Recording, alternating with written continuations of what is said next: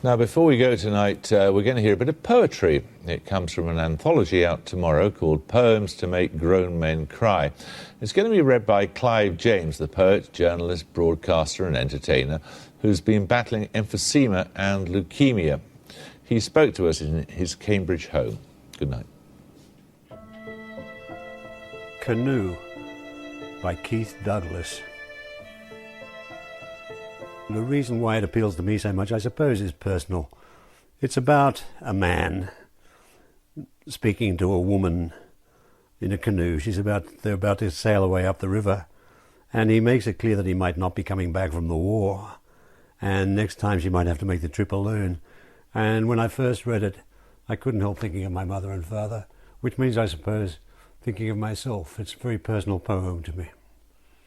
What exactly was it about your mother and father that it made you Well, think my of? father sailed off to the war and didn't come back. And my mother was left alone the way the woman is going to be in the poem. She's going to have to travel alone next time she goes on the canoe trip. That rang a bell with me, I'm afraid.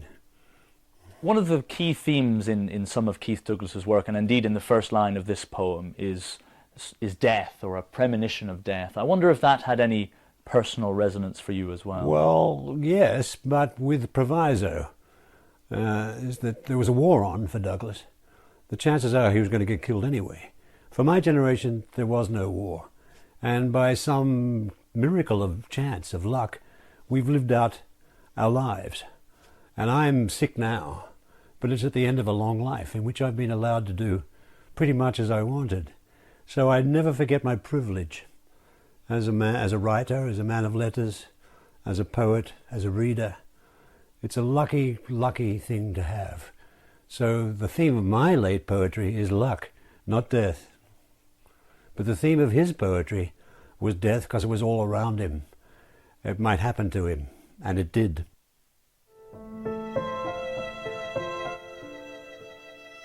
Well, I'm thinking this may be my last summer, but cannot lose even a part of pleasure in the old-fashioned art of idleness.